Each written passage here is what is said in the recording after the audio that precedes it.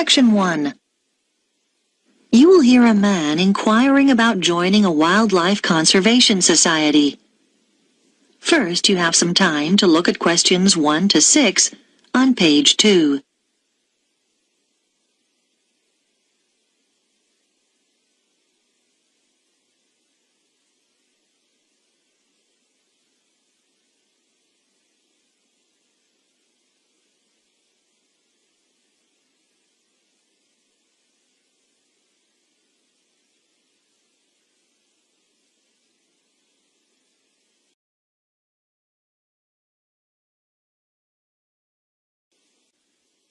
Listen carefully and answer questions 1 to 6. Wildlife Conservation Society. Good afternoon. Can I help you? Oh, hello. Yes, I'd like to join, please. Oh, yes, certainly. I'll just get some details from you. Could I have your name? Michael Jones. Right. And can I ask where you heard about us? Was it in an advert, or did a friend tell you, or... Neither, actually. It was a radio program. Then I just got your number from the phone book. Oh, right. Now I need some membership details. It's Michael Jones, and the address? 21 Beale Street. Okay. Leeds. Fine. And do you know your postcode? Yes, it's LS 14 2JW. Okay. And do you have a daytime telephone number we can contact you on? Yes, you can call me at work. The number's 011 73 58642. And I can give you my office email address if you like. That'd probably be useful. Yes, please. It's mj@hennings.co.uk.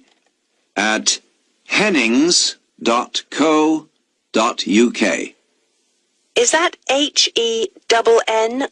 HENNINGS? That's right. Thank you. Now, I just need to ask you some questions about exactly what you want. First of all, how long do you want the membership for? We do 2-, 3-, and 5-year memberships, and we also do one for life. I think I'll just get the minimum length this time round. Fine. And then the type of membership. We do single, joint, or family, which covers up to 4 children. Well, we haven't got any children, but I think I'll get the joint one because my wife will probably want to do the activities with me. Yes. Fine. Let me see. That'll be £49 altogether then, please. Before you hear the rest of the conversation, you have some time to look at questions 7 to 10 on page 2.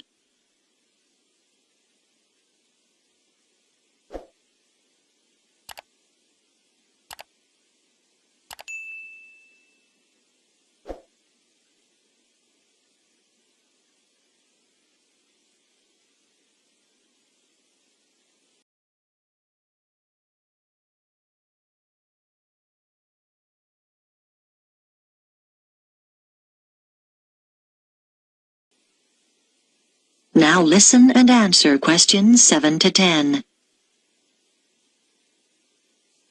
How would you like to pay? By direct debit? No problem.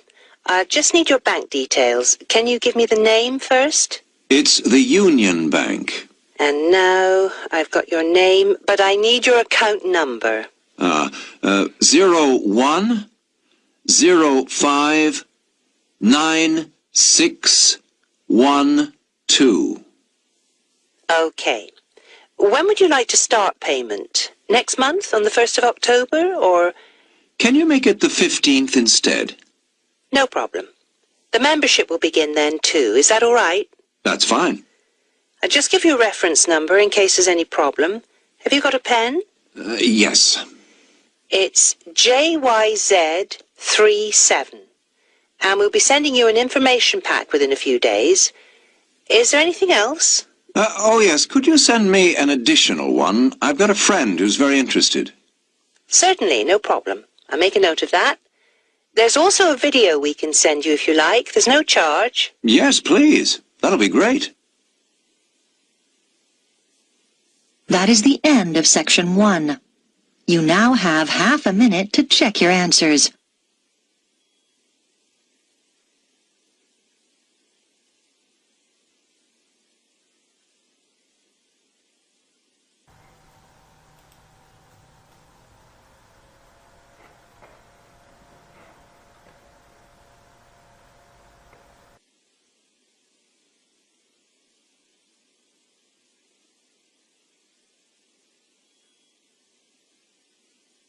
Now turn to section 2 on page 3. Section 2. You will hear a woman talking on a radio program about a festival that is about to take place. First, you have some time to look at questions 11 to 18 on page 3.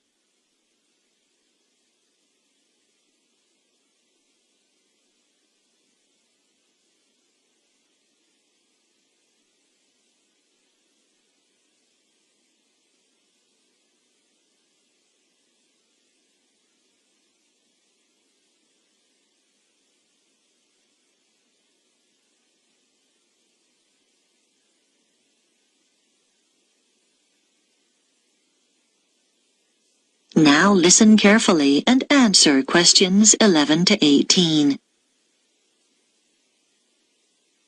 I have in the studio with me Mary Smith from Yorktown Tourism, who is here to tell us about some of the events happening in our state capital over the next 3 weeks at the Spring Festival. So, Mary, what can we expect to see? Well, it's such an exciting time to be in Yorktown. To kick off the Spring Festival, there'll be a huge firework display down by the lake, starting at 9 p.m. this Saturday, the 4th of September. Over 10,000 fireworks will be set off, all choreographed to music and broadcast simultaneously here on Radio Yorkie. You should get there early if you want to get close to the action. So, bring along a picnic and a blanket, as it could get chilly in the evening. One of the things that attracts visitors to the festival from all over the country is the amazing collection of flowers on show in Central Park throughout the festival. Special buses will run from the town centre to the show at 20-minute intervals for those of you who prefer to take public transport. If you're interested in seeing the latest in cars, from the fastest to the most expensive, then head over to the motor show at the exhibition centre from the 10th to the 15th of September. It'll be open daily from 9 a.m. until 10 p.m. So you can even pop there after work. Do you like photography? Then go along to Grow Your Imagination, an exhibition of photographs of famous gardens, which will be held at the Art Gallery from the 11th to the 19th of September. Come and be inspired by some of the world's most beautiful gardens. I've had a sneak preview of some of the photographs, and they are magnificent. If music is more your scene, then you should come and hear the Australian Philharmonic Orchestra performing Swing in Spring at the Concert Hall on Friday the 17th and Saturday the 18th of September. It's a celebration of dance music from the 1940s and 50s. There'll be 3 performances. Both evenings start at 7 p.m. and a matinee performance at 2:30 on the Saturday. So, get your dancing shoes on and head there. It's guaranteed to get your feet tapping. Before you hear the rest of the program, you have some time to look at questions 19 and 20 on page 4.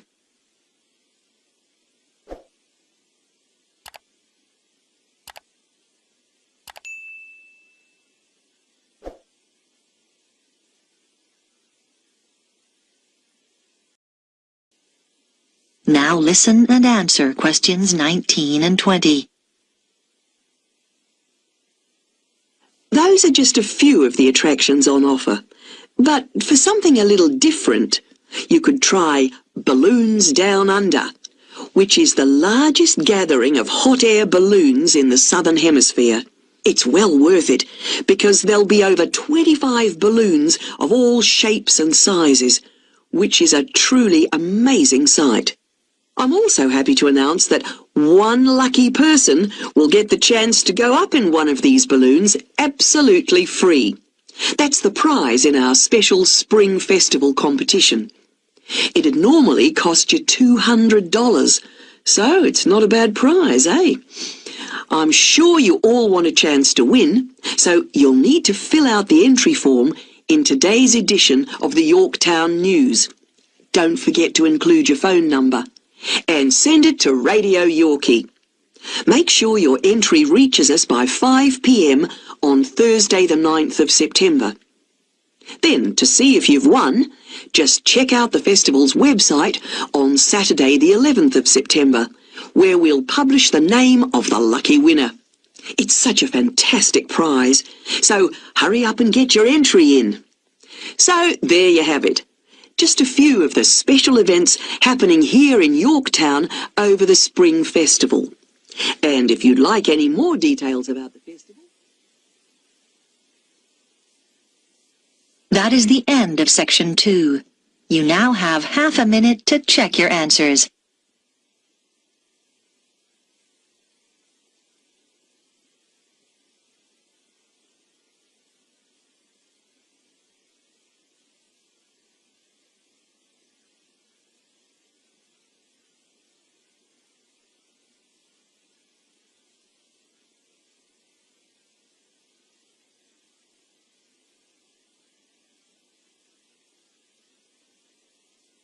Now turn to Section 3 on page 5.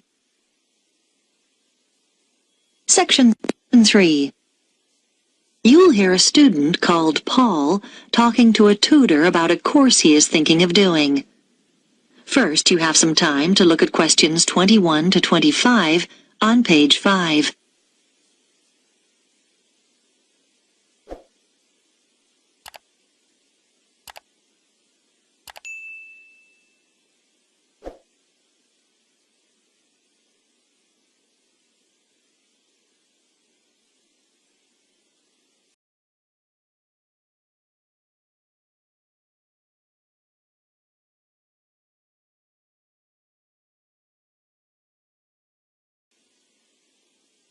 Now listen carefully and answer questions 21 to 25. Good morning. Come in. You're Paul, are you? Yes, I spoke to you on the phone. Yes. Have a seat. You wanted to talk to me about the archaeology course? Yes, I've read the handbook, but I'd like to find out a few more details before I decide whether to do it. Right, yes. What would you like to know? Well, first of all, can I combine the archaeology course with one in anthropology? Yes, you can combine it with any other subject apart from classical history. That's simply because there's some overlap in the lecture times for those two courses. We weren't able to coordinate them. Okay, fine. And could you tell me about the modules? Well, in the first semester, there are 3. All of them are compulsory. We don't offer optional modules till next year. Right. The first one focuses on what can be learned from specific artifacts, such as pottery and stone tools. It's called Object Matters, and it's taught by Dr. Morris. Is that... how is the module presented? I mean, is it lectures? We refer to the means of presentation as the learning method, and in this case, it's lectures integrated with practical sessions, so it's a mixture. What about the content? I suppose we'll be looking at different kinds of archaeological remains and how to date them and so on. To some extent, but the module is basically about processes. First of all, recording material, then classification, then interpretation of the data. That's how archaeologists draw conclusions about their findings. And finally, display. Is that okay? I think so. Yes, thanks. One other thing. How is the module assessed? Is there an exam? No, it's all based on coursework. Before you hear the rest of the discussion, you have some time to look at questions 26 to 30 on page 6.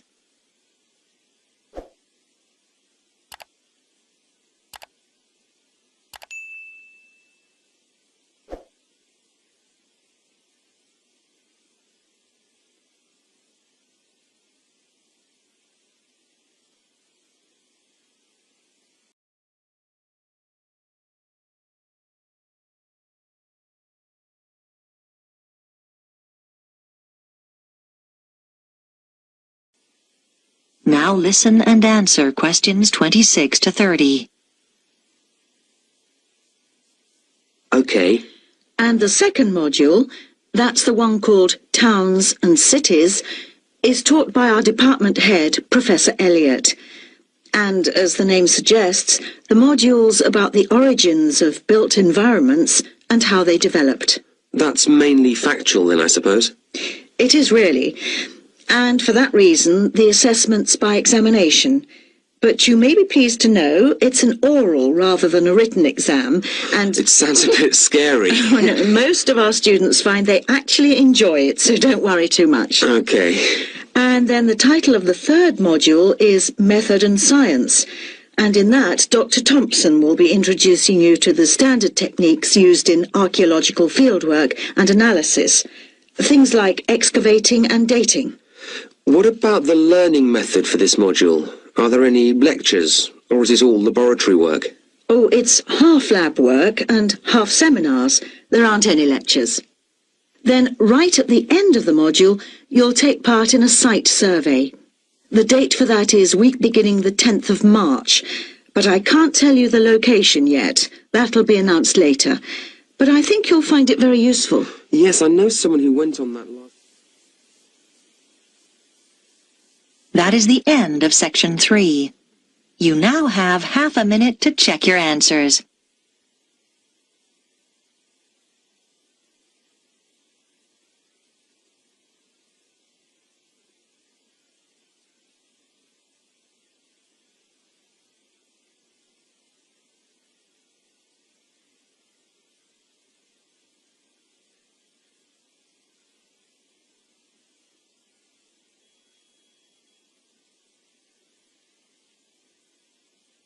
Now turn to section 4 on page 7. Section 4. You will hear a talk about the effects of our digital world on young people. First, you have some time to look at questions 31 to 40 on pages 7 and 8.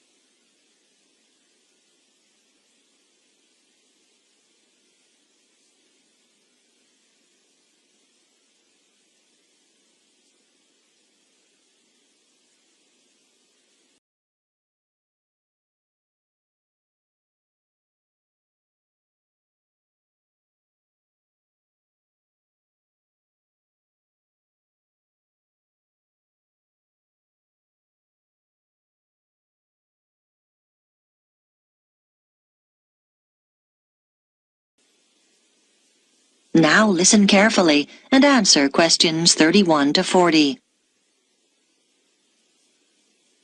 In this lecture series, we're looking at changes occurring due to the rapid spread of digital technology in the last decades of the 20th century. By digital technology, I include any computer-related devices such as email, the internet, cell phones, instant messaging, to name but a few. Today's lecture focuses on the ideas of Mark Prensky and what he believes are the major effects that high exposure to digital technology has had on young people today. Firstly, what exactly does Prensky believe? He argues that because today's young people have been born into a digital world and spend hours simply playing with technology, they've changed in fundamental ways. He believes they're evolving differently, and as a result, process information differently from previous generations. It's even possible that these young people's brains have physically changed, although whether this is literally true isn't yet known. Nor does Prensky go quite this far. Prensky divides people into digital natives and digital immigrants.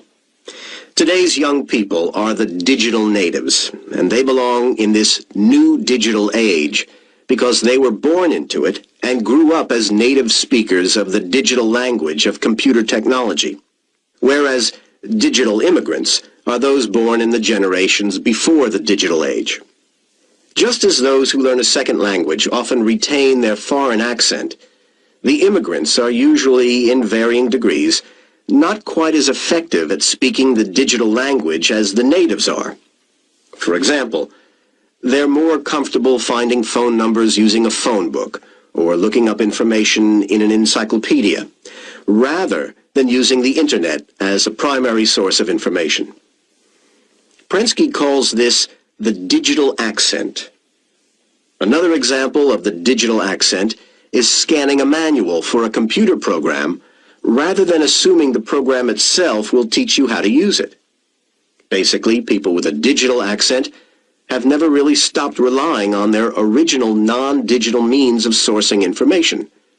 They prefer doing things as they've always done them, without typing something into a computer.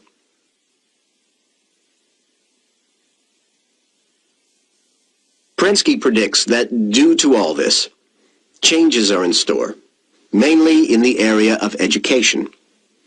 But what do other educators and theorists such as Thomas Allen, Samuel James, and Peter Vander believe?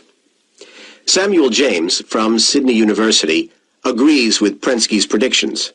He believes that educators are no longer successful in the way they teach. However, not surprisingly, Prensky has been criticized by more traditional theorists, like Peter Vander and Thomas Allen.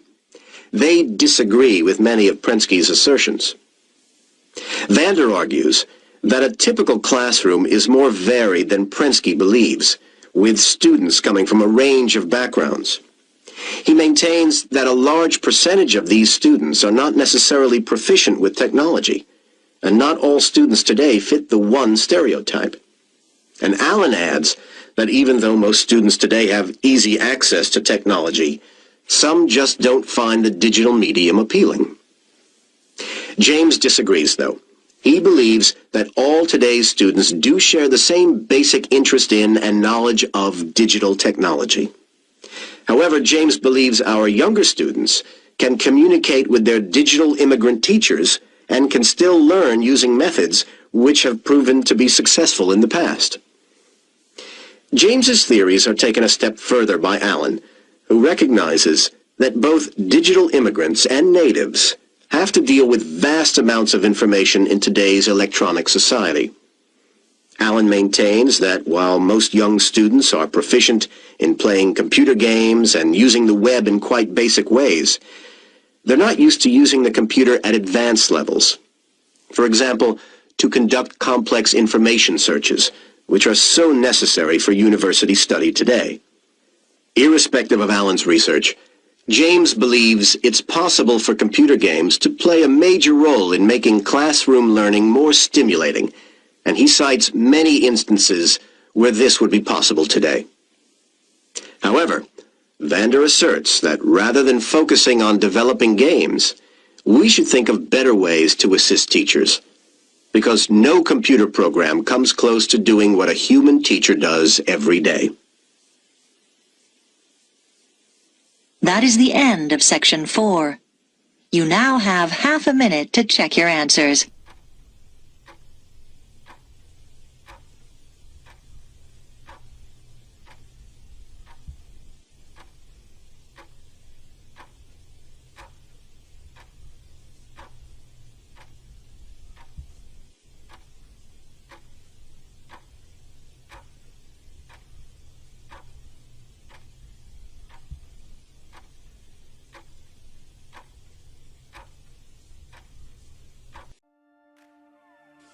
That is the end of the listening test.